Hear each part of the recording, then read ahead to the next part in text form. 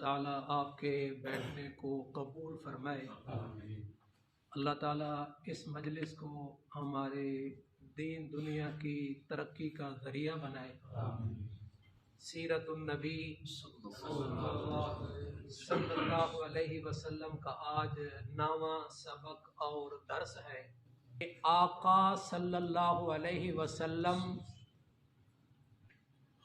خاندان کے لحاظ سے بہت اعلیٰ مرتبے پر فائز تھے۔ اللہ تبارک و تعالی نے ولد اسماعیل میں قریش کو پسند کیا، پھر قریش کے کئی بطن اور کئی شاخیں ہیں، ان میں سے ہاشم کو پسند کیا، اور ہاشم میں عبداللہ کے گھرانے میں محمد الرسول اللہ صلی اللہ علیہ وسلم کو پسند فرمایا۔ جوں جوں آپ صلی اللہ علیہ وسلم کا زمانہ قریب آتا جا رہا تھا تو ان لوگوں میں تہذیب اور وہ مزید مہذب ہوتے جا رہے تھے۔ ان مہذب کا ایک انداز یہ تھا کہ ان کو شرف حاصل کرنے کا بڑا اشتیاق تھا، عزت کے لیے، مقام کے لیے وہ سب کچھ کرنے سے بھی گزر جاتے تھے۔ کیوں؟ جو نبی آنے والا ہے وہ عزتوں والا، مقام والا، مرتبے والا، بلندی والا، شرافت والا، تو اس قوم میں اور اس علاقے میں اس چیز کی بھی تمنا زیادہ تھی کہ وہ اپنے شرف کو حاصل کرنے کے لیے حد سے گزر جایا کرتے تھے۔ حتیٰ کہ آپ اگر تاریخ کا مطالعہ کریں، قریش کی جتنی بھی جنگیں ہوئی ہیں وہ عزت اور شرافت کو حاصل کرنے کے لیے۔ اللہ تعالیٰ خود کہہ رہا ہے وَلِلَّهِ الْعِزَّةُ وَلِرَسُولِهِ وَلِلْمُؤْمِنِينَ، عزت اللہ کی، عزت اس کے رسول کی، اور عزت اللہ اس کے رسول کی ماننے والوں کی۔ تو اللہ تبارک و تعالیٰ بھی عزت دینا چاہتا ہے، تبھی تو ایک آیت میں یوں کہا وَتُعِزُّ مَن تَشَاءُ، جسے چاہے عزتیں عطا کر دے۔ بیت اللہ تعمیر ہو گیا، حجر اسود کے نصب کرنے کی، رکھنے کی جب باری آئی تو ان میں اختلاف ہو گیا، اور تاریخ میں لکھا ہے کہ خون کے پیالے لائے گئے، ان میں ہاتھ ڈبو کے نکال کے مسافے کر کر کے اس بات کا اظہار کیا کہ یا تو ہمارے خون کا ایک قطرہ ہمارے جسم میں نہیں رہے گا، اگر ہم میں سے کوئی ایک بھی رہے گا تو ہم حجر اسود کسی اور کو نہیں رکھنے دیں گے، یہ شرف ہم حاصل کریں گے۔ اور جب عبدالدار آئے تھے اور انہوں نے آ کر یہاں جنگ کی، لڑائی کی، جھگڑا کیا، اختلاف کیا، تو اس اختلاف کی مین وجہ یہ تھی کہ کعبۃ اللہ کا رفادہ ہے، کعبۃ اللہ کا حجابہ ہے، کعبۃ اللہ کا سقایا ہے، کعبۃ اللہ کا انتظام و انصرام ہے، کعبۃ اللہ کی کلید اور کی ہے، چابی ہے، حاجیوں کی خدمت ہے، زمزم کا پلانا ہے۔ عبدالدار کا آ کے یہاں جھگڑا اور اختلاف ہوا تو ان باتوں کی وجہ سے ہوا کہ وہ یہ شرف حاصل کرنا چاہتے تھے کہ یہ حاجی جو آ رہے ہیں یہ اللہ کے مہمان ہیں، اللہ کے گھر میں آئے ہیں، اور ہم ان کی خدمت کریں، یہ شرف حاصل کریں۔ اور ابو سفیان رضی اللہ تعالی عنہ، بدر کا جو واقعہ اور معرکہ پیش آیا، یہ غزوہ پیش آیا، تو اس کی وجہ ابو سفیان تھے، اور احد کا جو غزوہ تھا اس کے سپہ سالار، قائد اور لیڈر اور ابو سفیان تھے، یعنی کہ یہ دشمن نمبر 1 میں سے تھے، بڑے دشمنوں میں سے تھے، یہ قید حزب اختلاف کے بڑے لیڈروں میں سے تھے۔ لیکن جیسے ہی ان کی بیٹی ام حبیبہ بیوہ ہوئی، عدت گزری، حبشہ کے بادشاہ نجاشی نے ان کا نکاح پڑھایا نبی صلی اللہ علیہ وسلم کے ساتھ اور حق مہر بھی اپنی طرف سے دیا اور ان کو روانہ کیا۔ جب ابو سفیان کو پتہ چلا کہ میری بیٹی محمد کے نکاح میں آ چکی ہے تو وہ کیا کہتا ہے؟ ھذا فحل لا یجدر انفہ۔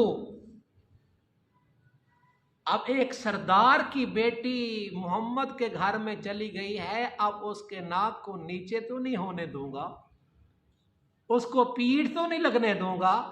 تو یہ کس وجہ سے وہ نسبت ہو گئی، اب یہ شرف حاصل ہو گیا۔ وہ کہہ رہا ہے، اس وقت ایمان نہیں لے، وہ یہ کہہ رہا ہے کہ یہ اس شخص کو، نبوت کے دعویٰ کرنے والے شخصیت کو اب یہ شرف حاصل ہو چکا ہے کہ وہ سردار کا داماد بن گیا ہے، سردار کی بیٹی ان کے گھر میں آ گئی ہے، لہذا اب اس کے ساتھ جنگ اور لڑائی کوئی نہیں۔ عبد المطلب اور 4 اور شخص شام کی طرف تجارت کی غرض سے گئے۔ جب ان کو پتہ چلا کہ مکہ سے کچھ لوگ آئے ہیں تو ایک راہب کا خص الخاص جو خادم تھا اس کو پتہ چلا، تو وہ ان 4 اشخاص جو عبد المطلب کے ساتھ تھے، یہ 5 اشخاص کو اپنے راہب کے پاس لے کے گیا اور راہب سے ملاقات ہوئی اور راہب نے پوچھا کہاں سے آئے ہو؟ انہوں نے کہا مکہ سے۔ اس نے کہا قریب ہے، تھوڑا سا وقت رہتا ہے، نبی آخر الزمان پیدا ہونے والا ہے، اس کا نام زمین پہ محمد ہوگا، آسمان میں احمد ہوگا، آسمانی نام احمد ہوگا، زمینی نام محمد ہوگا، بس تھوڑا سا وقت رہتا ہے۔ تو سردار عبد المطلب کہتے ہیں میرا تو شاید بیٹا نہ ہو، میرے بیٹوں میں سے کسی کا بیٹا ہوا تو میں اس کا نام محمد رکھوں گا۔ اور ان 4 نے بھی سوچ لیا کہ اگر ہمارے ہاں بچہ ہوا تو ہم بھی محمد رکھیں گے۔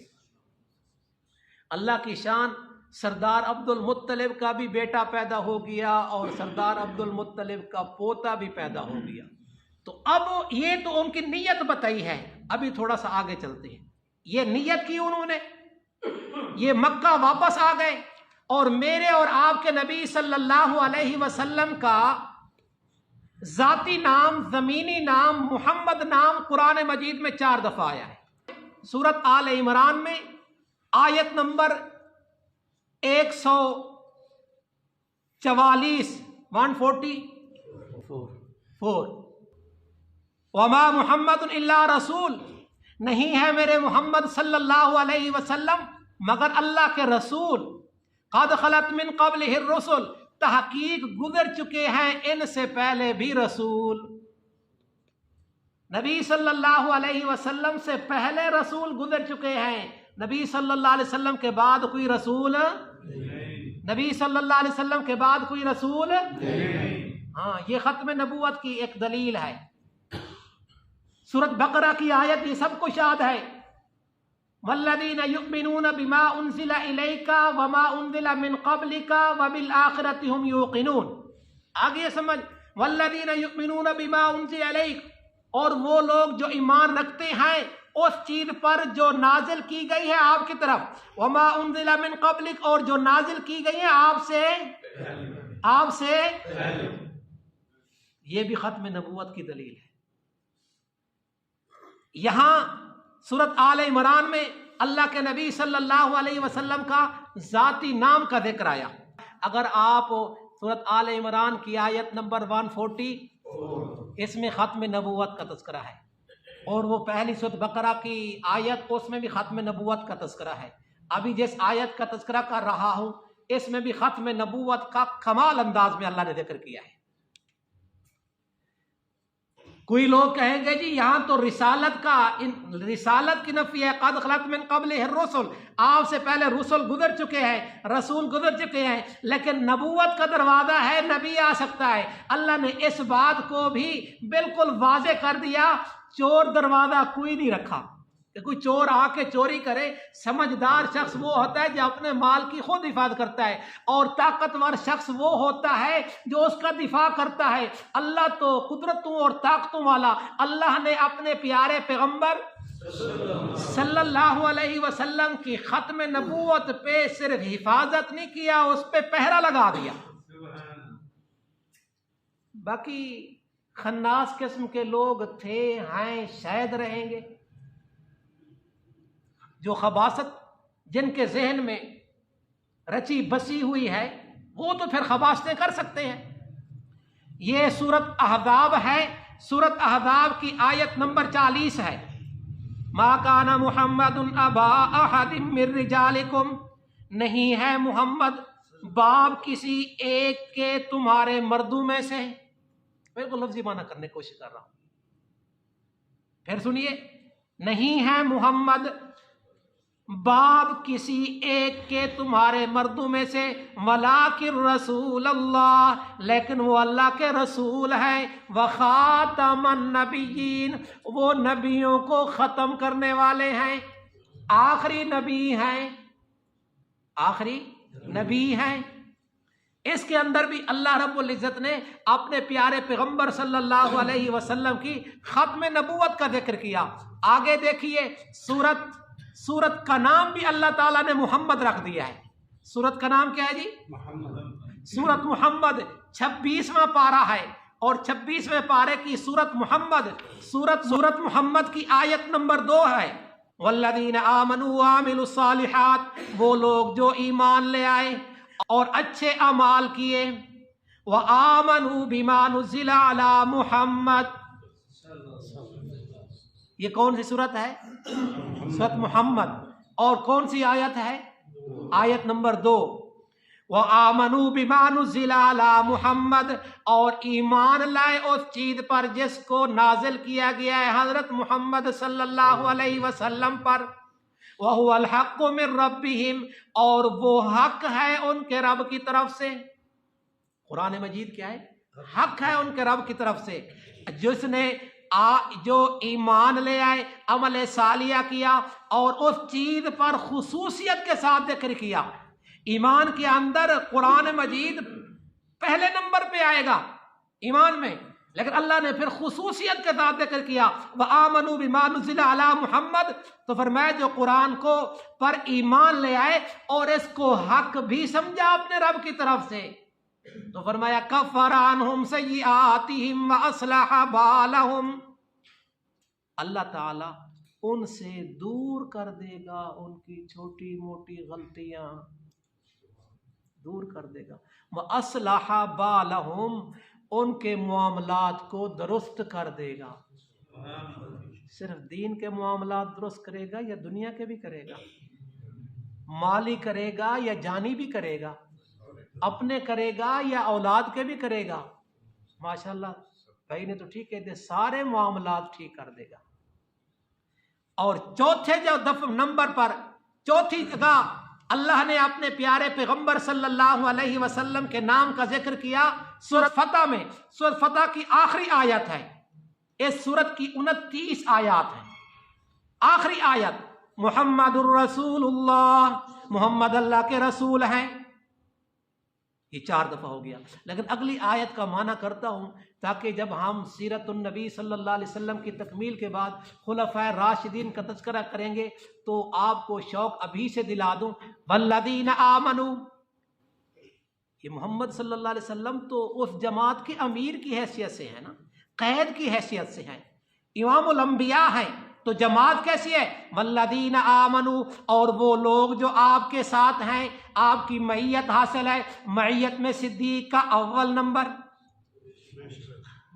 اشداء علی الکفار، اشداء علی الکفار میں عمر کا پہلا نمبر، رحماء بینہم، اس میں پہلا نمبر عثمان غنی کا،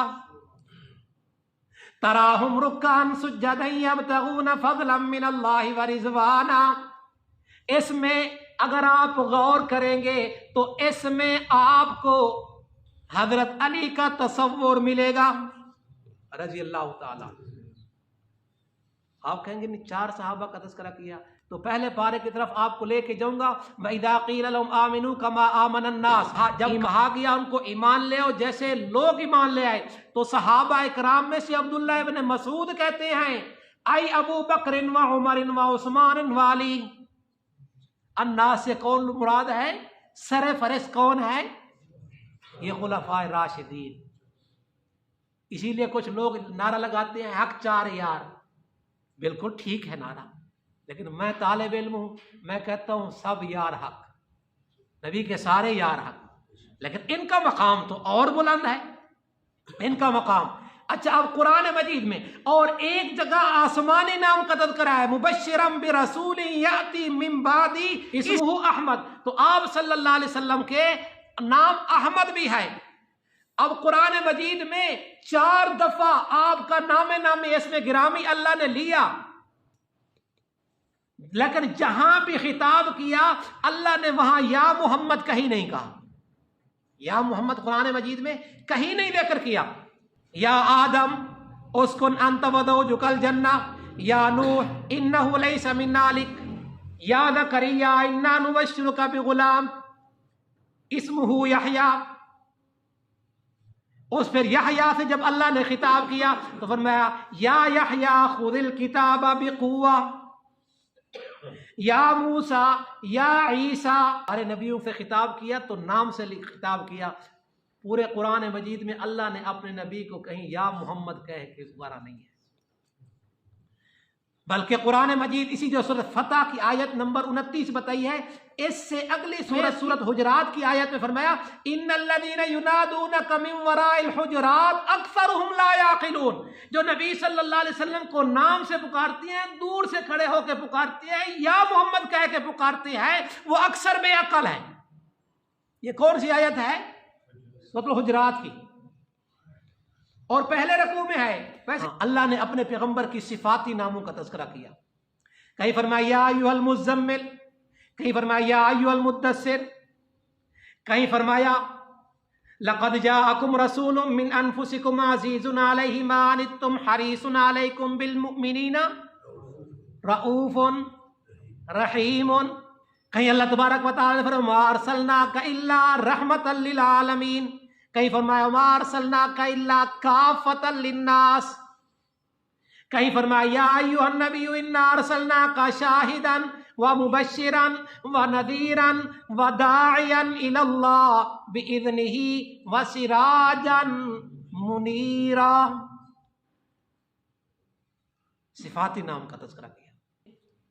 محب اپنے محبوب کی اداؤں کا تذکرہ کرتا ہے. محبوب کی اداؤں کا تذکرہ کرتا ہے.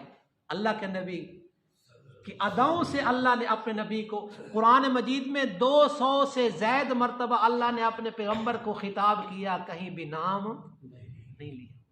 اللہ رب العزت نے اپنے پیغمبر صلی اللہ علیہ وسلم کے لیے جس شہر کا انتخاب کیا وہ شہر ساری جگہوں سے اعلیٰ. اللہ نے اس کا بھی تذکرہ کیا لا اقسم بہذا البلد وانت حل بہذا البلد. اللہ رب العزت نے اس شہر میں ایک جگہ بنائی جس کو ہم بیت اللہ کہتے ہیں. اللہ نے اس کا تذکرہ کیا ان اول بیت وضع للناس للذی ببکۃ مبارکا وہدی للعالمین. دنیا میں جو سب سے پہلا گھر بنایا گیا لوگوں کے لیے وہ مکہ ہے، برکت والا ہے اور ہدایت کا ذریعہ ہے جہان والوں کے لیے، اور وہ منبع ہے ہدایت کا. کہتے ہیں کہ جب تک بیت اللہ کا وجود ہے دنیا قائم ہے. اللہ رب العزت نے اس شہر کے اندر جو نبی آخری بنا رہا ہے اس نبی کے بارے میں اللہ نے فرمایا رحمت للعالمین، وہ ہے ہدی للعالمین. اللہ کا آخری نبی ہے رحمت للعالمین. اس کے وجود سے دنیا کو بقا ہے، میرے نبی کے لائے ہوئے دین سے دنیا کو بقا ہے. جب یہ دین ختم ہو جائے گا اللہ کا نام لینا کوئی والا کوئی نہیں رہے گا. اس وقت جا کے قیامت قائم ہوگی. لا تقوم الساعہ، اس وقت تک قیامت نہیں آ سکتی جب تک ایک آدمی بھی اللہ کا نام لینے والا ہو. تو پیارے پیغمبر صلی اللہ علیہ وسلم لوگوں کے پاس آئے، لوگوں کو اللہ سے ملانے کے لیے آئے، اللہ کا تعارف کرانے کے لیے آئے. وما خلقت الجن والانس الا لیعبدون. یہ آیت آپ سنتے رہتے ہیں، مجھ سے بھی سنیے، علماء سے بھی سنتے رہتے ہیں. الا لیعبدون ای لیعرفون، اللہ کی معرفت کرانے کے لیے. کائنات میں انسان کے آنے کا، وجود کا جو سب مقصد ہے، بعثت انسان کے آنے کا مقصد ہے، وہ اللہ کی معرفت ہے. اماں آمنہ کہتی ہے جب آپ صلی اللہ علیہ وسلم میرے شکم میں آئے تو 6 مہینے تک تو مجھے کچھ فیل ہی نہیں ہوا، کچھ پتہ ہی نہیں چلا. ما حمل تو مجھے کچھ بھی پتہ نہیں چلا. وگرنہ سارے سمجھنے والے بیٹھے ہیں، جب یہ معاملہ شروع ہوتا ہے، بچہ شکم میں آتا ہے تو ماں کو مختلف احوال سے گزرنا پڑتا ہے. ادھر آپ صلی اللہ علیہ وسلم شکم مادر میں آئے، اور ادھر مدینہ میں ایک راہب نے آواز لگائی، یا ایھا الناس، یا ایھا الناس، اے لوگو، اے لوگو، قد طلع نجم باحمد. احمد یعنی نبی آخر الزمان کا جو ستارہ ہے وہ اپنے مدار میں پہنچ چکا ہے، اپنے شکم مادر میں پہنچ چکا ہے. اماں آمنہ کہتی ہے ایک رات میں نے خواب دیکھا کہ میرے پیٹ سے ایک نور نکلا جو پوری روئے زمین پہ پھیل گیا. میں بڑی حیران، تو میں ایک کاہن کے پاس چلی گئی، اس کا تذکرہ کیا تو کاہن نے کیا کہا، ان لابنک ھذا شان، تیرے شکم میں جو بچہ ہے نا وہ بڑی شان والا ہوگا، بڑی شان والا ہوگا. اس کی معرفت، اس کا تعارف، اس شخصیت کو پوری روئے زمین والے جانیں گے اور پہچانیں گے.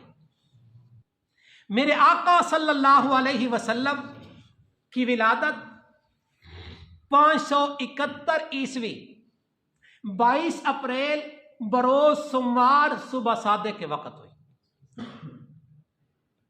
باقی آپ یہ ذہن میں رکھ لیں کہ آپ صلی اللہ علیہ وسلم کے ولادت کے دن میں تو کیا مہینے میں بھی اختلاف ہے،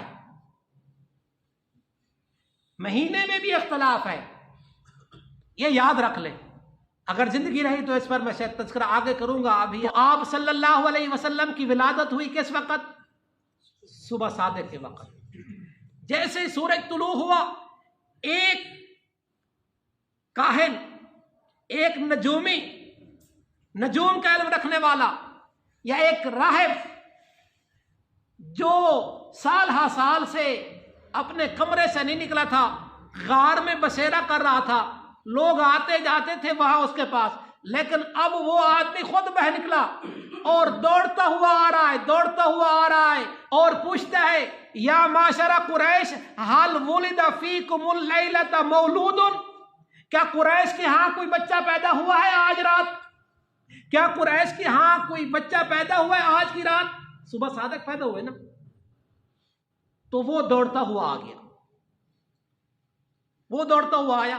سردار عبد المطلب نے دیکھا یہ دوڑتا ہوا آ رہا ہے اور مشتاق تھے وہ اس سے ملاقات کے. انہوں نے کہا کیسے آئے، کیسے؟ انہوں نے کہا میرے ساتھ بات کرنے کا ٹائم نہیں ہے، مجھے جلدی بتاؤ آج قریشی میں سے کس کے گھر پیدا ہوا؟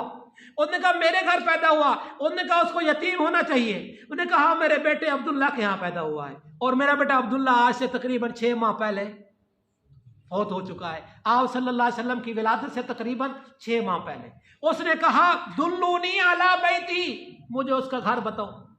وہ نبی صلی اللہ علیہ وسلم کے گھر جہاں آپ صلی اللہ علیہ وسلم پیدا ہوئے وہاں لے کے آئے، اور اس نے اس بچے کو دیکھا، فخر مغشیا، بے ہوش ہو کے گر پڑا. اور جب ہوش آئے نا تو کہنے لگا ولد نبی ہذہ الامہ، اس امت کا نبی آ چکا ہے. اور آگے کیا کہتا ہے؟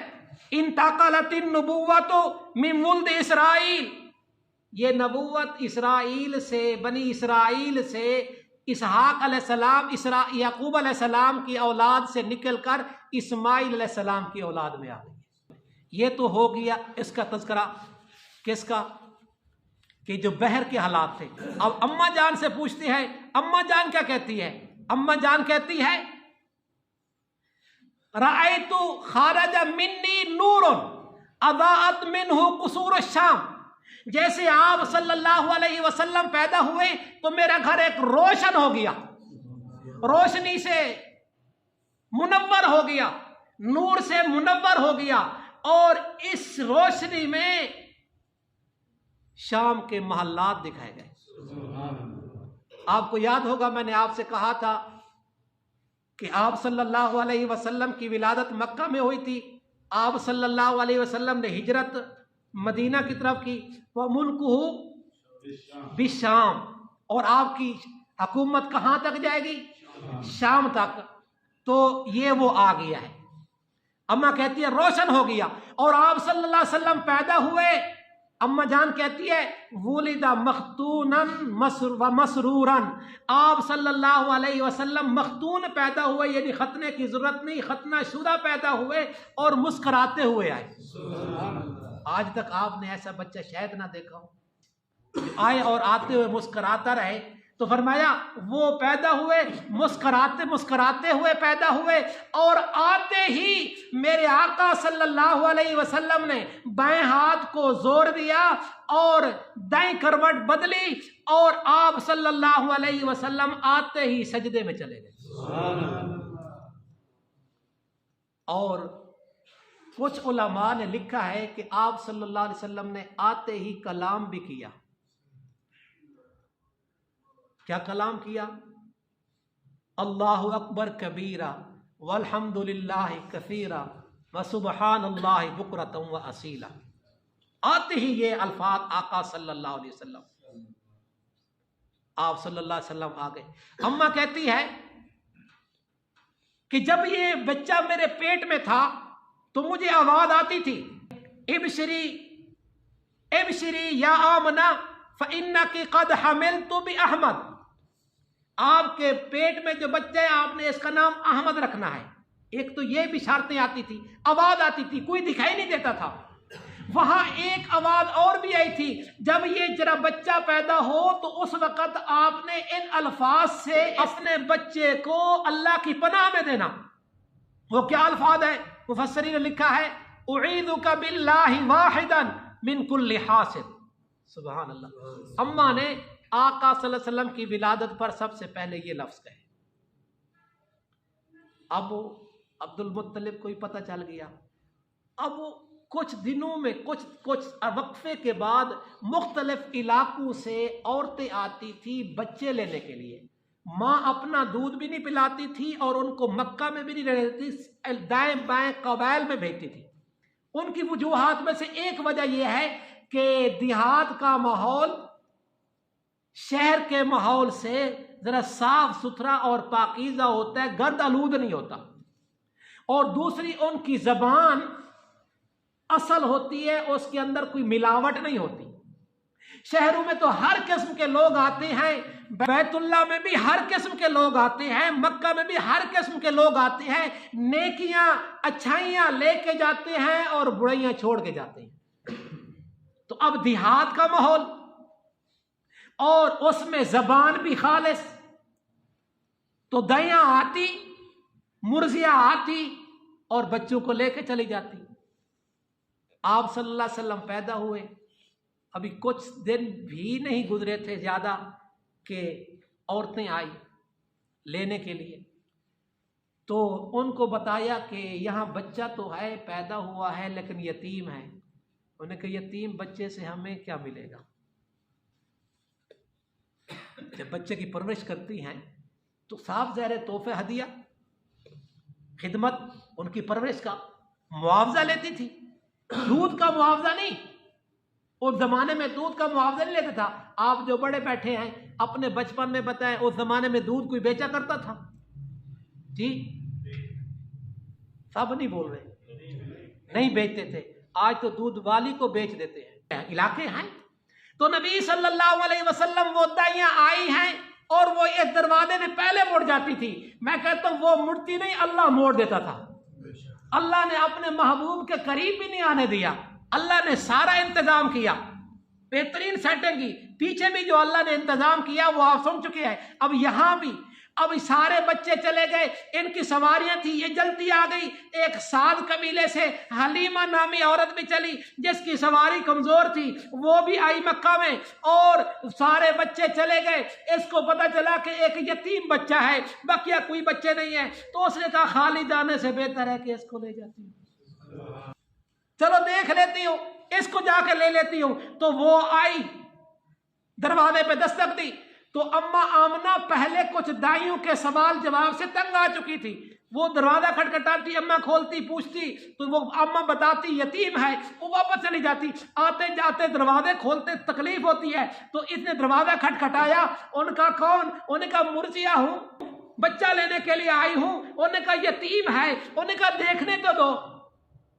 تو جب اما آمنہ نے دروازہ کھولا، اما حلیمہ اندر گئی اور قریب گئی، تو اما آمنہ کہتی ہے اس جیسا بچہ میں نے نہیں دیکھا۔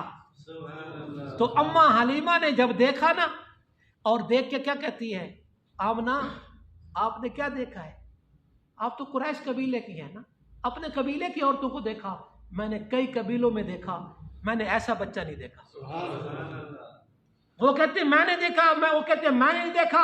سردار عبد المطلب آ گئے، کہتے ہیں کیا کہہ رہے ہو؟ انہوں نے کہا، آمنہ کہتی ہے میں نے نہیں دیکھا، حلیمہ کہتی ہے میں نے نہیں دیکھا۔ سردار نے کہا تو نے کیا دیکھا؟ قبائل دیکھے، گاؤں دیکھے، بستیاں دیکھی، میں ملکوں کا سفر کیا، میں نے ایسا بچہ نہیں دیکھا۔ تو کہنے والے نے کہا، سردار کی بات سن کے جبریل علیہ السلام نے کہا میں نے مقام عرفات کے میدان میں آدم کو دیکھا، ملا بنتے ہوئے کشتی کا ملا بنتے ہوئے نوح کو دیکھا، آگ میں جاتے ہوئے خلیل کو دیکھا، دریائے کلدم کے کنارے کلیم کو دیکھا، آسمانوں پہ اٹھا کر بلندیوں پہ اٹھا کے عیسیٰ علیہ السلام کو میں نے لے کر گیا، میں نے دنیا پھری ہے، میں نے اس جیسا نہیں دیکھا۔ اللہ نے فرمایا اے جبرائیل تو کیسے دیکھتا؟ جیسے جب کہ میں نے اس جیسا بنایا ہی کوئی نہیں، اس جیسا بنانا ہی کوئی نہیں۔ اسی لیے کہا نا رخ مصطفیٰ ہے وہ آئینہ کہ ایسا آئینہ نہ ہمارے خیال میں، نہ دکان آئینہ ساز میں۔ سردار نے پوچھا مسمو کی، وہ دیا آئی تھی مرضیہ، کیا نام ہے تیرا؟ اسمی حلیمہ، میرا نام حلیمہ ہے۔ ما قبیلہ تو کی، تیرا قبیلہ کون ہے؟ قبیلتی بنو سعد، فارحہ فرحن شدیدن۔ سردار عبد المطلب اتنا خوش ہوا، اتنا خوش ہوا، اتنا خوش ہوا، اور کیا کہتا ہے اسمو کی حلیمہ و قبیلتوں کی سعد، تو حلیمہ ہے حلم سے، قبیلہ سعد ہے سعادت سے، و ابنی محمد، اور میرا بیٹا محمد ہے۔ تو اس کو لے کے جائے گی تو کمال کمائے گی، کمال پائے گی۔ اما حلیمہ کہتی ہے میں نے آپ صلی اللہ علیہ وسلم کو جب کپڑے میں دیکھا تو آپ صلی اللہ علیہ وسلم آسمان کی طرف دیکھ رہے ہیں اور مسکرا رہے ہیں، مسکرا رہے ہیں۔ اماں نے اس کو اٹھایا، باہر لے کے آئی اور حارث کو کہا کہ چلے بچہ مل گیا ہے، بچہ بڑا سونا ہے، اس کو دیکھتے ہی میری بھوک اور پیاس بجھ گئی۔ انہوں نے کہا حلیمہ اگر دیکھنے سے بھوک اور پیاس بجھتی ہے تو ہمیں پھر وہ پیسوں کا اور اس کا تو طمع ہی نہیں کرنا چاہیے، مقصد ہی کھانا اور پینا ہے۔ وہ دیکھنے سے پیاس بجھ گئی۔ اب وہ جو اونٹنی آئی تھی نا کمزور تھی، اس وجہ سے یہ لیٹ پہنچی نہیں ہے، اللہ نے اس کو لیٹ کر دیا تاکہ وہ اور لے کے جائے میرے اس نبی آخر کو وہ لے کے جائے جو حلم والی ہے، سعادت والی ہے۔ اور یہاں ایک بات کر دیتا ہوں، ابو بکر صدیق رضی اللہ تعالی عنہ بھی عرب تھے، قریش تھے، لیکن آپ صلی اللہ علیہ وسلم سے ایک دفعہ پوچھا یا رسول اللہ آپ ایسی فصاحت سے بولتے ہیں، ایسے ایسے عربی کے الفاظ بولتے ہیں کہ میں حیران ہو جاتا ہوں، ہمیں سمجھ نہیں آتی۔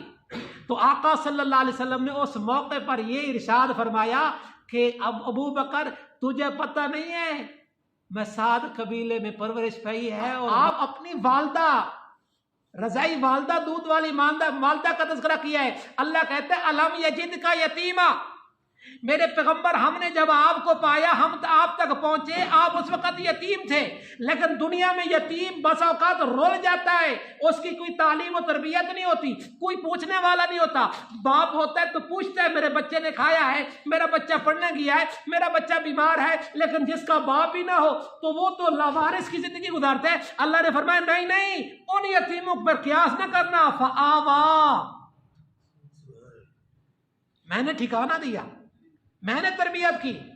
تو ایک موقع پر پھر آپ صلی اللہ علیہ وسلم نے جب علی رضی اللہ تعالیٰ عنہ نے سوال کیا یا رسول اللہ آپ بڑی فصاحت والی عربی بولتے ہیں، کبھی کبھی تو ہمارے آپ کے الفاظ سن کے ہم حیران رہ جاتے ہیں، تو اس موقع پر میرے آقا صلی اللہ علیہ وسلم نے فرمایا ادبنی ربی فاحسن تادیبی، میرے اللہ نے میری تربیت کی ہے اور بہترین تربیت کی ہے۔ اور ذرا سوچیں آپ کی ولادت سے پہلے باپ کا سایہ اٹھ گیا، آپ چلنے پھرنے کے قابل ہوئے، ماں کا سایہ اٹھ گیا، آپ کھیلنے کی عمر پہنچے، 8 سال کی عمر میں پہنچے، دادا کا سایہ ہٹا لیا۔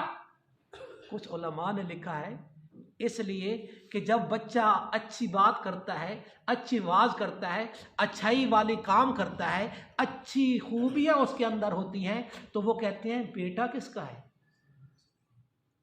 شاگرد کس کا ہے، پوتا کس کا ہے۔ اللہ نے فرمایا ان سایوں کو ہٹا کے جب میرے پیغمبر کی کوئی تعریف کرے تو میرے سوا کوئی اور کی طرف نسبت نہ ہو، اور کسی کی طرف نسبت نہ ہو۔ تو اللہ تبارک و تعالیٰ الم یجد کا یتیمن فآوا، اما حلیمہ جب لے کے آئی نا تو اٹھنی پر بیٹھنے لگی اور خامد بھی بیٹھ گیا، اس کا نام حارث تھا، حارث بیٹھ گیا، اما حلیمہ بھی بیٹھ گئی، اور بیچ میں کون آ گئے گود میں؟ وہ پہلے اٹھنے چل تو رہی تھی، اب اٹھنے کا بھی نام نہیں لے رہے۔ اما حلیمہ کہتی ہے اتنا سوار کا اور کوئی وزن تو نہیں پڑا، یہ تو معصوم بچہ ہے، جس نے شکم مادر میں ماں کو محسوس نہیں ہونے دیا تو دودھ پلانے والے کو کیا محسوس ہونے دے گا؟ اللہ نے بنایا ہی ایسا ہے۔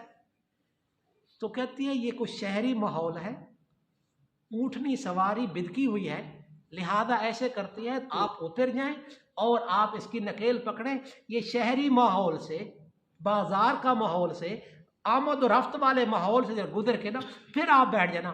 وہ اترے، انہوں نے سواری کو کھینچا، سواری دوڑنا شروع کر دیا، چلتی شروع گئی، جب شہر سے باہر نکلے پھر بیٹھنے لگے، پھر نہ اٹھی تو حارث بھی کہتا ہے، حلیمہ بھی کہتی ہے لگتا ہے کوئی حالت بدلنی پڑے گی، حارث تو پیچھے بیٹھ میں آگے بیٹھتی ہوں۔ اور جب وہ آگے بیٹھی اور سب سے آگے کون آ گئے؟